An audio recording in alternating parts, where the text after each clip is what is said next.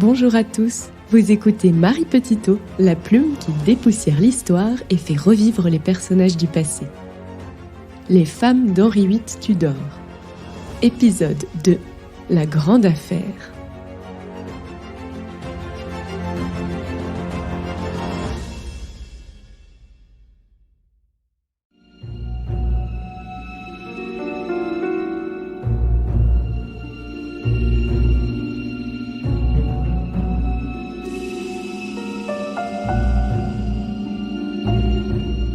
Juin 1529. Londres. Quartier de Blackfriars, couvent des Jacobins. Le dos raide, le visage impassible, le port altier, Catherine attend. Son regard bleu se perd au-dessus de cette assemblée d'hommes murmurant, les yeux rivés sur elle. Ils sont là pour contempler sa défaite annoncée, elle le sait. Dans les galeries, un public nombreux s'entasse pour assister à ce procès unique dans l'histoire. Quelle déchéance! Elle, infante d'Espagne, reine d'Angleterre, elle est contrainte de se tenir devant une armée d'hypocrites pour clamer la validité de son union. Les voix du Seigneur sont bien impénétrables. Après 20 ans de vie commune, Henri VIII demande l'annulation de leur mariage. Catherine est donc accusée d'avoir été la femme du prince Arthur, d'avoir consommé leur union. Henri VIII est persuadé que Dieu leur refuse un fils car leur mariage est maudit. Catherine sait bien qu'il n'en est rien, et elle compte le clamer haut et fort encore une fois. Ainsi, il faut qu'elle s'humilie. Personne ne se doute à quel point elle y est préparée, prête à tout pour préserver son honneur. Catherine d'Aragon soutient avec un courage héroïque ces journées terribles. Le 24 juin, le moment qu'elle attend arrive enfin. Henri se présente devant les juges à ses côtés. Lorsqu'elle est appelée à témoigner, la reine n'hésite pas une seconde. Elle s'agenouille dignement aux pieds du roi et l'implore dans une défense poignante. « Je vous supplie au nom de l'amour qui a pu exister entre nous et pour l'amour de Dieu, que justice me soit rendue. Prenez en pitié une pauvre femme, une étrangère née au-delà des mers. J'ai porté vos enfants, et qui puis-je si Dieu les a rappelés à lui? Lorsque je me suis donnée à vous, j'étais encore fille, que Dieu m'en soit témoin. Libre à vous de me contredire si je mens. Je remets ma cause entre les mains de Dieu. » Le roi est ébranlé. Peut-être se souvient-il alors de la princesse espagnole qui, un jour, a conquis son cœur. Ému, il relève cette fière Castillane qui est encore son épouse. Un instant de flottement parcourt l'assemblée. Mais Henri se reprend, déterminé. Il lui faut soulager sa conscience pour le salut de son âme. Le mariage doit être annulé. Les regards se tournent vers la reine. Elle n'ajoute qu'une seule chose, que sa cause soit jugée à Rome par des juges impartiaux. D'ici là, que personne n'imagine lui soutirer d'autres paroles. Après une profonde révérence, Catherine se mure dans le silence et tourne les talons. La cour abasourdie tente en vain de la rappeler. Catherine d'Aragon a-t-elle gagné une bataille ? Pourra-t-elle vraiment gagner la guerre ?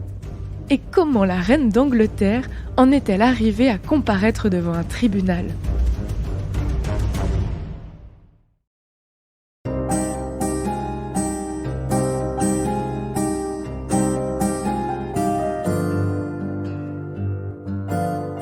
Dès les années 1520, Catherine est de plus en plus reléguée dans l'ombre. Davantage que de voir son époux la tromper sans remords, elle souffre de voir son influence sur lui réduite à néant. La confiance en lui du monarque ne connaîtra désormais plus aucune limite. La reine est tenue à l'écart des grandes décisions politiques internationales. Ce qui avait fait sa force est désormais sa grande faiblesse. Symbole de l'alliance espagnole et aussi impériale, puisque son neveu Charles Quint a été élu à la tête du Saint-Empire romain germanique le 28 juin 1519, elle perd ou regagne l'amitié du roi selon les revirements diplomatiques dont elle n'est désormais que la spectatrice impuissante. Les rayons de la précieuse princesse espagnole sont définitivement étouffés par un ultime revirement d'alliance. L'historienne Sabine Melchior Bonnet résume. La défaite du roi de France à Pavie, retenu captif à Madrid en 1525, puis le sac de Rome en 1527 par les impériaux, modifient l'équilibre européen. Sous l'impulsion du tout-puissant chancelier Wolsey, Henri VIII infléchit la diplomatie anglaise en faveur des Français, l'ennemi héréditaire, et embrasse la cause du souverain pontife contre Charles Quint. À son arrivée à la cour d'Angleterre en 1526, le nouvel ambassadeur d'Espagne, Íñigo de Mendoza, évêque de Burgos, découvre une Catherine bouleversée par le rapprochement entre l'Angleterre et la France contre l'Espagne et l'Empire. Elle craint la politique conquérante de François Ier et elle déteste sa vie dissolue. Elle jette donc désespérément dans ce jeu dangereux ses dernières cartes. Par l'intermédiaire d'amis fidèles, elle tente d'infléchir la politique de Wolsey en faveur d'une alliance avec l'empire de son neveu. Une ingérence qui la dessert. Henri VIII n'a plus aucune confiance en elle. L'ambassadeur Mendoza en témoigne. La principale cause de son infortune est qu'elle s'identifie entièrement aux intérêts de l'empereur. La signature du traité de Westminster en avril 1527 inaugure une longue période de paix entre l'Angleterre et le Royaume de France. Désormais, Catherine mène une vie très retirée. Henri VIII se méfie de Mendoza. Il limite strictement ses audiences avec la reine. Catherine, entourée d'espions, est tenue sous surveillance. Elle s'inquiète du fossé qui se creuse entre elle et son époux. Pendant ce temps, Henri VIII se prépare à frapper un grand coup.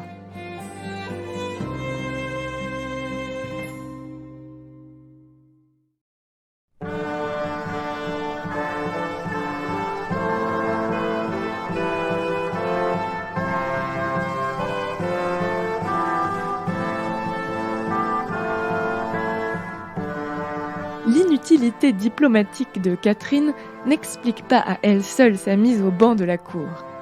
Parallèlement à la situation internationale, Henri connaît des tourments de conscience qu'il va s'ingénier à faire disparaître coûte que coûte. C'est ce qu'on a appelé la grande affaire du roi. Elle débute à l'été 1527 pour trouver sa conclusion en 1533. C'est aussi la grande affaire de la reine. 6 années de tractation avec la papauté, 6 années de frustration pour Henri, de pression et d'angoisse pour Catherine. 6 années de tension qui changent le cours de l'histoire de l'Angleterre.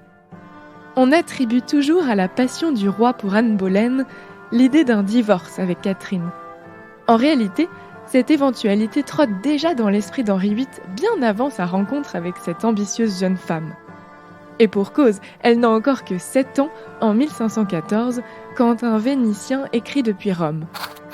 On dit que le roi d'Angleterre pense répudier sa femme, fille du roi d'Espagne et veuve de son frère, parce qu'il ne peut en avoir d'enfant, et qu'il a l'intention d'épouser la fille du duc de Bourbon. Il veut obtenir l'annulation de son mariage, comme l'a fait le roi de France, du pape Jules II. Il existe en effet un précédent. Le roi Louis XII avait fait annuler son mariage avec Jeanne de France en 1498. Au moment où le Vénitien écrit cette lettre, en 1514 donc, Henri n'a en effet aucun enfant. La princesse Marie naît en 1516. Déception, c'est une fille, car ce qu'il veut avant tout, c'est un fils. La dynastie Tudor est jeune. Il sait que l'absence d'héritier mâle la fragilise et l'expose aux rivalités et aux guerres civiles. Une femme sur le trône, cette idée même lui répugne. Aucune femme, si ce n'est la revendication éphémère et controversée de la reine Mathilde au XIIe siècle, n'a encore régné en son nom propre en Angleterre. À mesure qu'Henri perd l'insouciance des débuts, ses colères se font redoutables et son caractère narcissique s'accentue, notamment après la bataille de Marignan, grande victoire de son rival François Ier qui le fait enfler de jalousie. Son désir d'avoir un héritier devient une question de prestige personnel. Une nécessité politique qui se transforme en obsession.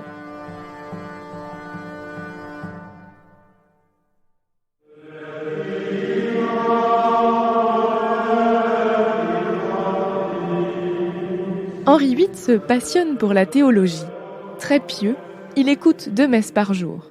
Encouragé par son ambitieux chancelier Wolsey, le roi se hisse au rang des plus fervents défenseurs de la foi catholique. Il combat publiquement les idées de Luther qui ont gagné les milieux universitaires. En 1521, le pape Léon X félicite le souverain et le récompense en le décorant par une bulle Defensor Fidei. Henri Tudor est désormais l'égal du roi très chrétien en France et des rois catholiques en Espagne. Mais malgré toutes ces prières, le fils tant attendu ne vient pas. Le roi prend peur. Des doutes qu'il n'a jamais manifestés jusque-là l'assaillent subitement. Lui qui a étudié les Écritures saintes et les questions canoniques se convainc qu'il est puni par le ciel et que son union est maudite. Il en parle à son confesseur, avant même sa liaison avec Anne vers 1522, et relit avec fébrilité 2 textes du Lévitique. « Tu ne découvriras pas la nudité de la femme de ton frère. » La suite est plus terrible encore. Quand un homme prend pour épouse la femme de son frère, c'est une souillure. Il a découvert la nudité de son frère, ils seront privés d'enfants. Les mots résonnent dans la tête du roi comme le souvenir d'un péché coupable. L'historienne Liliane Crété résume. Si Henri VIII avait été sincère au moment de son mariage, il est impossible de ne pas croire à sa sincérité 12 ans plus tard. Même si son amour pour Anne apparaît comme un motif supplémentaire de vouloir se séparer de Catherine. Henri n'eut bientôt plus qu'une idée en tête, mettre un terme à une union coupable devant Dieu.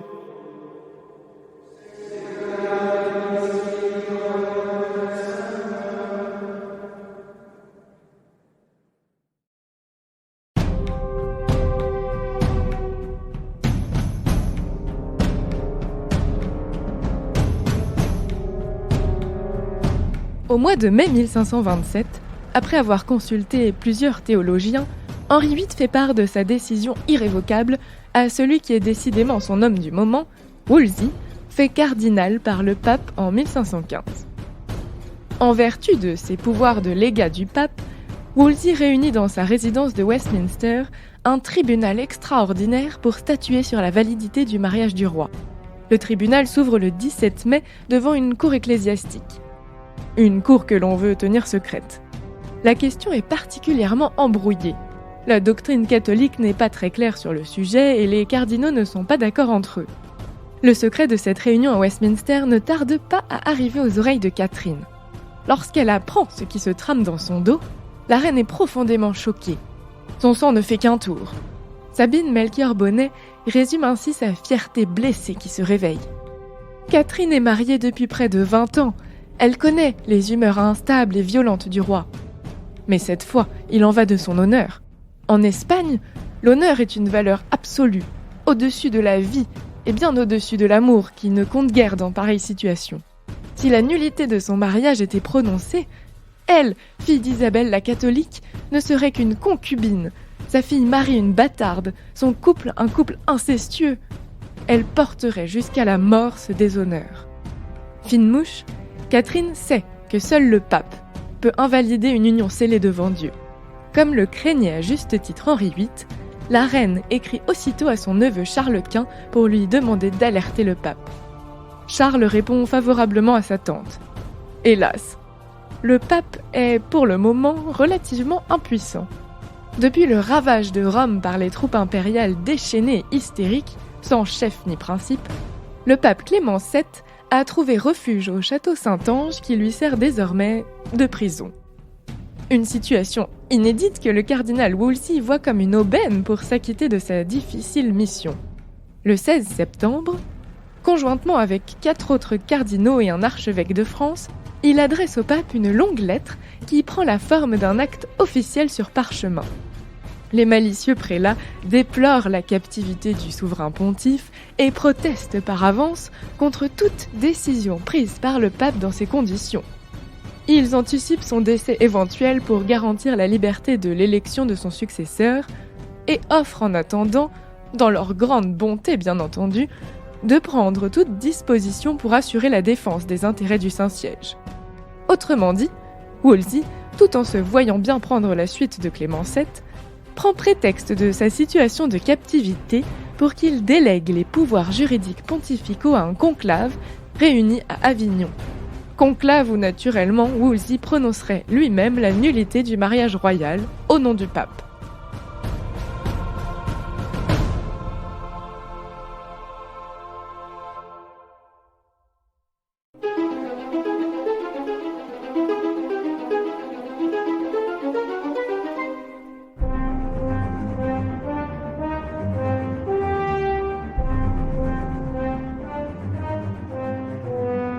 Clément VII est bien embarrassé par cette demande qui complique encore sa situation peu confortable. Il n'a jamais eu aussi peur des Espagnols qui occupent alors toutes les terres de l'Église. Il n'a pas la moindre envie de mécontenter Charles Quint, dont les possessions et les armées s'étendent sur une grande partie du continent, adversaire autrement plus redoutable qu'Henri VIII dans son île. Il refuse tout net de faire du chancelier Wolsey un vice-régent pontifical. Néanmoins, Clément VII ne veut pas mécontenter Henri VIII. Dans un premier temps, il s'agit de gagner du temps. Le pape opte donc pour la tergiversation. Le roi d'Angleterre commence à s'agacer. D'autant qu'à partir de 1528, le pape rendu à sa liberté peut à nouveau prendre des décisions incontestables. Le monarque rend Wolsey responsable du manque de coopération de Clément VII. Cette brillante alliance avec la France et la papauté, c'était son idée, non ? Belle réussite s'il n'arrive pas à obtenir ce qu'il veut. En son fort intérieur, le pape n'est pas favorable à l'invalidation du mariage. Contrairement au Lévitique dont Henri ne cesse de s'effrayer, un texte de l'Ancien Testament, le Deutéronome, proclame « Si des frères habitent ensemble et que l'un d'eux meurt sans avoir de fils, la femme du défunt n'appartiendra pas à un étranger en dehors de la famille. Son beau-frère la prendra pour femme et fera à son égard son devoir de beau-frère. » Cette interprétation sur laquelle le souverain Tudor a visiblement fait l'impasse, sciemment ou non, est approuvée par la plupart des théologiens. Et puis Clément VII redoute ce déballage sur la place publique. Un pape peut-il en déjuger un autre ? Jules II avait approuvé cette union que l'on demande maintenant à un nouveau pontife de condamner. Au printemps 1528, le pape accepte tout de même qu'une commission étudie la demande de dispense faite à Jules II en 1503. Une commission présidée par Wolsey. Mais pas que. Le pape envoie un autre de ses légats, le cardinal Campeggio. Sa mission est claire, tout faire pour sauver l'honneur de la reine Catherine et de l'Église en évitant le divorce.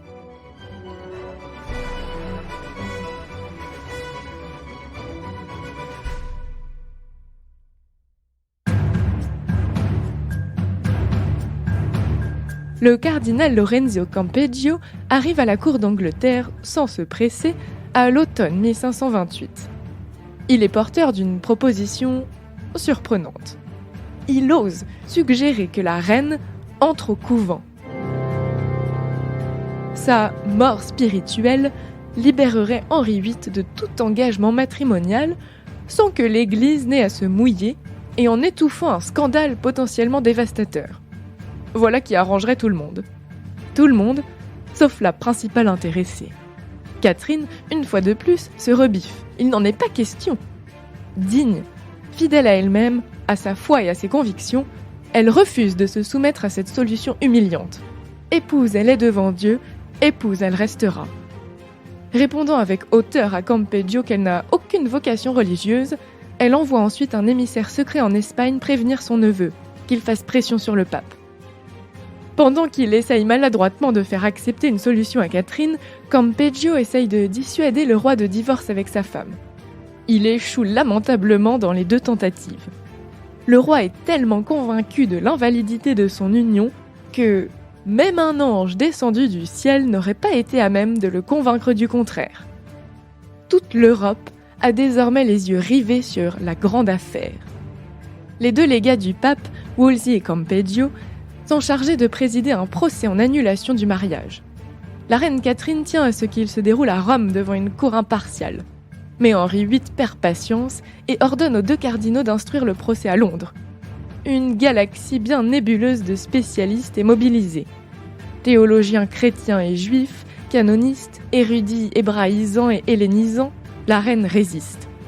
Lorsque son époux se montre enfin pour témoigner, elle se jette à ses pieds et tient un discours à la fois touchant et intransigeant. Puis elle disparaît après avoir clamé que seule une commission à Rome devant le pape lui sera acceptable. Wolsey commence à prendre peur. L'historienne Sandra Di Giusto raconte alors sa tentative désespérée auprès de Catherine. Alors que l'audience se poursuivit, Wolsey souhaita rencontrer Catherine et lui parler. Elle détestait cet homme qu'elle tenait pour responsable de la situation et refusa de le recevoir seul. Elle lui ordonna de parler devant les personnes de sa maison. Il commença alors en latin, mais Catherine le coupa, lui demandant de parler en anglais, afin que toutes les personnes présentes puissent entendre et comprendre ce qu'il disait. Wolsey se tut et ne dit plus rien.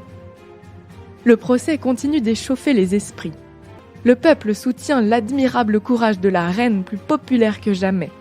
En juin 1529, on entend sur le passage de Catherine qui se rend aux audiences des femmes s'écrier dans la rue « Qu'elle tienne bon la bonne Catherine !» Campeggio, incapable de trancher dans un sens ou dans l'autre, en appelle lui aussi au pape. Après 1 mois de débats passionnés, le procès est ajourné et le pape n'a pas cédé.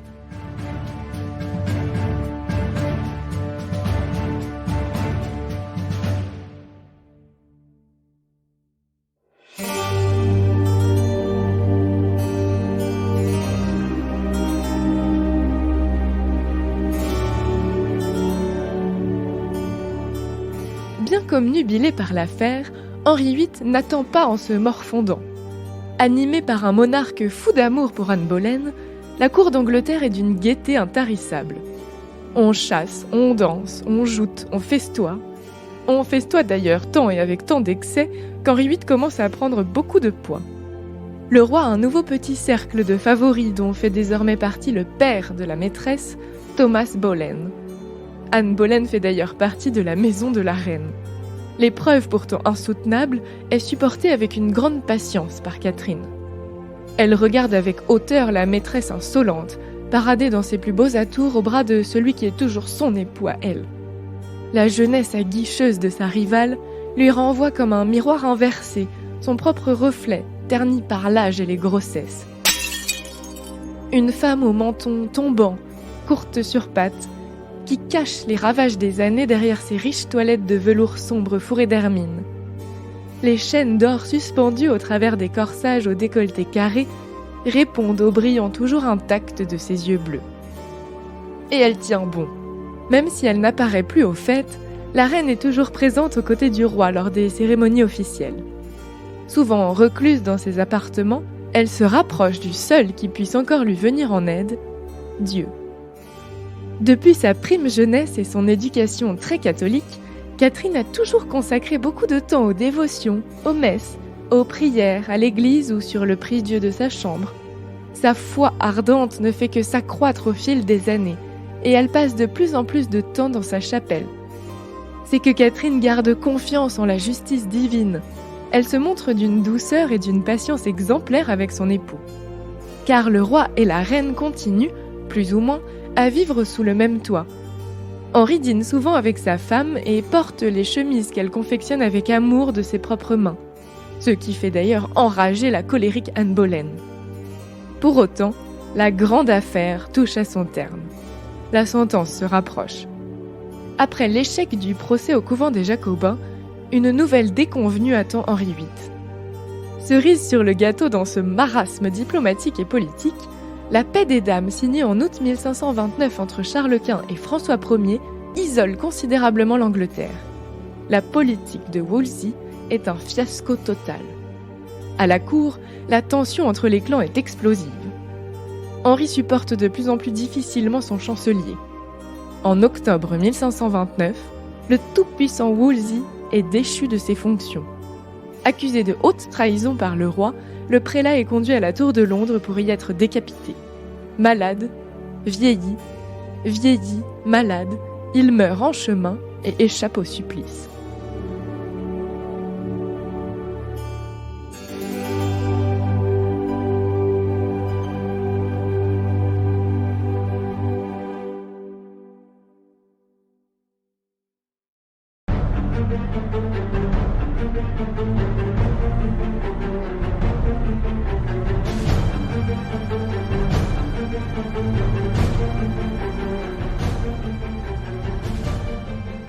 Au sommet du royaume d'Angleterre, c'est un grand chambardement qui conduit à un revirement stratégique, changeant le pays pour les siècles à venir.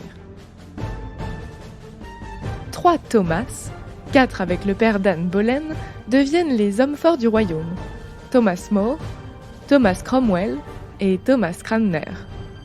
Thomas More, juriste et humaniste anglais, devient chancelier.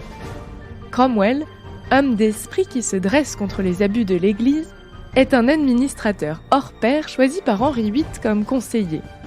Quant à Cranmer, c'est un théologien de Cambridge et un homme d'église protégé par la famille Boleyn.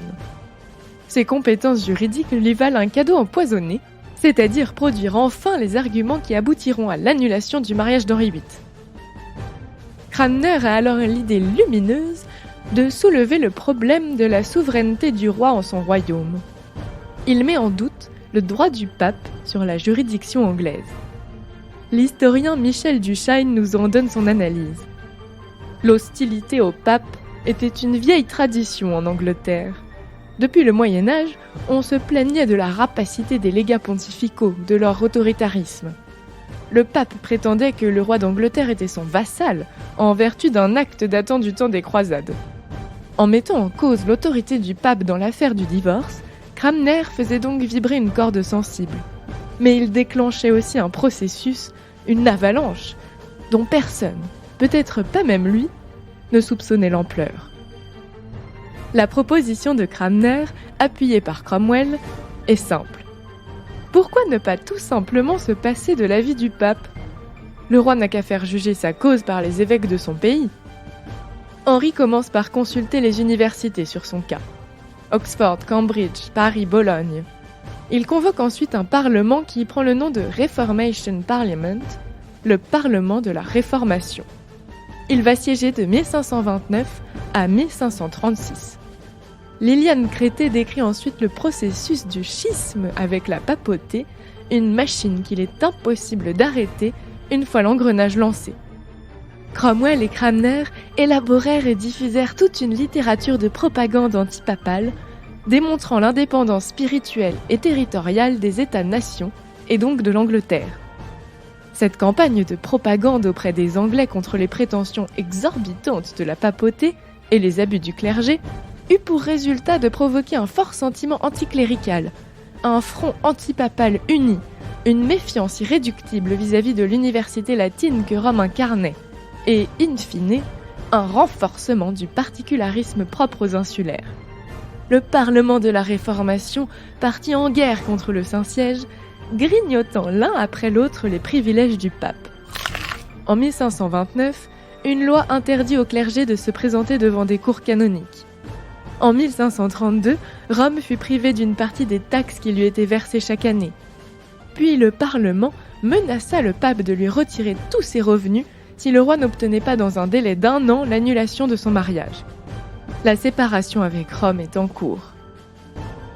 Le 11 juillet 1531, le roi quitte la reine sans un adieu pour s'installer au château de Windsor avec Anne Boleyn. Il ne la reverra jamais. Bien plus cruelle encore est la décision qu'il prend de retirer leur fille Marie de la garde de sa mère. Séparées, les deux femmes qui s'aiment profondément n'auront plus jamais l'autorisation de se revoir. Hostile au divorce, et donc à Anne Boleyn, le peuple crie au roi lorsqu'il traverse la ville en carrosse « Gardez Catherine !» C'est trop tard. En mars 1533, Thomas Cranmer ouvre discrètement un nouveau procès dans un prieuré perdu à une 60aine de kilomètres de Londres. La reine refuse de s'y rendre. Et puis quoi encore ? Assister à une telle mascarade ? La nullité du mariage d'Henri et de la princesse d'Espagne est donc prononcée sans sa présence en mai 1533.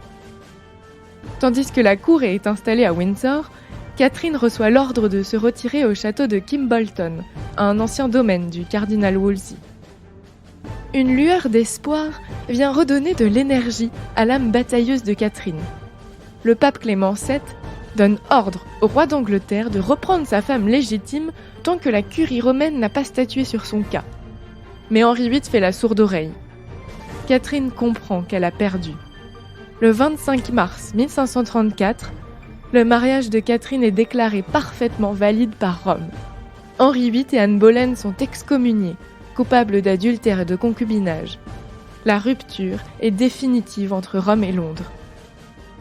L'acte de suprématie, loi fondatrice de l'Église anglicane, délie le roi, chef suprême sur terre de l'Église d'Angleterre, de son allégeance au pape. Il reçoit le droit de réprimer les hérésies et d'excommunier. Tout adulte doit lui prêter serment à lui et non à une autorité étrangère. Les appels à Rome sont interdits. Le Parlement vote aussi l'acte de succession qui annule le premier mariage d'Henri VIII et prive la princesse Marie de son droit à la couronne.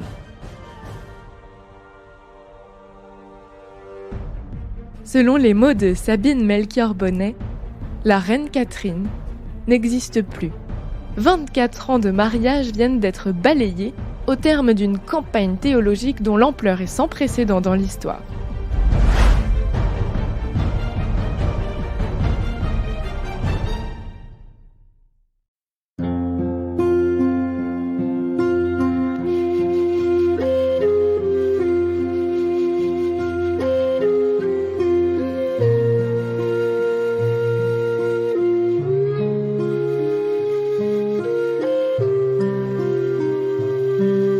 Catherine d'Aragon est destituée de son titre de reine d'Angleterre. Dorénavant, elle n'est que princesse douairière de Galles, veuve d'Arthur, prince de Galles. Jamais Catherine n'acceptera cette sentence. Pendant les quelques années qui lui restent à vivre, elle continue à clamer la non-consommation de son mariage avec Arthur, jurant devant Dieu. Elle n'hésite pas à barrer le titre princesse douairière de Galles sur certains documents officiels pour continuer à signer Catherine the Queen, Catherine la reine. Le peuple la tient encore pour telle. Dès qu'elle voyage, Catherine est acclamée par des foules immenses qui se pressent sur son passage. Cette popularité irrite Henri VIII et rend Anne Boleyn folle de rage. Pour la faire oublier des Anglais, Henri relègue Catherine dans des châteaux de plus en plus exigus et de plus en plus isolés. Mais c'est peine perdue. Je laisse l'historienne Sandra Di Giusto raconter les derniers instants de Catherine d'Aragon. La santé de Catherine déclinait de plus en plus après des années de bataille contre son divorce, la privation de sa fille et ses conditions de vie difficiles et insalubres. Elle tomba gravement malade en décembre 1535. Un de ses plus fidèles amis durant toutes les années de son divorce fut Eustache Chapuis, l'ambassadeur impérial de son neveu Charles Quint. Il supplia Henri VIII de lui permettre de visiter Catherine lorsque celle-ci tomba malade, et cette requête lui fut accordée. Elle fut ravie de le voir, lui permettant de lui baiser la main et le remerciant des risques qu'il avait pris pour lui rendre visite alors qu'elle était si malade. Cette visite de 4 heures avait eu l'effet de remonter le moral de Catherine et Chapuis croyait que la tante de son maître allait guérir et survivre. Mais elle rechuta très vite, la nuit même après sa visite. Une de ses amies, qui était venue avec elle en Angleterre en 1501 et qui avait épousé un gentilhomme anglais, était également venue la voir sans permission et avec grand courage dès qu'elle sut que Catherine était très malade et qu'elle allait mourir. C'était sa chère Maria de Salinas, devenue Maria Willoughby. La trouvant dans un état d'affaiblissement total, Maria de Salinas en fut profondément affectée. C'est dans ses bras que Catherine rendit l'âme le 7 janvier 1536, à l'âge de 50 ans. Lorsque la nouvelle parvient à la cour d'Angleterre, Henri VIII manifeste sa joie de manière tout à fait indécente. Vêtu d'un costume d'un jaune aveuglant, il organise un banquet pour fêter sa véritable libération. Décédée probablement d'un cancer du cœur, Catherine est inhumée dans la cathédrale de Peterborough comme princesse douairière et non comme reine d'Angleterre. C'est au XIXe siècle seulement qu'on rajoute son titre de reine sur sa tombe. Avant de mourir, Catherine avait eu la force de dicter une dernière lettre, très émouvante, à son cher époux Henri. « Mon très cher Seigneur, roi et mari, l'heure de ma mort approchant à présent, le tendre amour que je vous dois me commande, mon cas étant tel, de me recommander à vous et de vous rappeler de quelques mots de la santé et de la sauvegarde de votre âme que vous devriez préférer à toutes les affaires du monde et les soins de votre corps pour lesquels vous m'avez mené dans de nombreuses calamités et vous-même dans de nombreux ennuis. Pour ma part, je vous pardonne tout et je souhaite prier Dieu avec dévotion qu'il vous pardonne également. Pour le reste, je vous recommande notre fille Marie, vous priant d'être un bon père pour elle comme je l'ai souhaité jusqu'ici. Je vous prie également, au nom de mes servantes, de leur donner des parts de mariage, ce qui n'est pas beaucoup n'étant que 3. Pour tous mes autres serviteurs, je sollicite le salaire qui leur est dû et 1 an de plus pour qu'ils ne soient pas démunis. Enfin, je fais ce vœu que mes yeux vous désirent avant tout. » Elle conclut par ces mots qui terminent magistralement ce podcast. Catherine, Queen of England.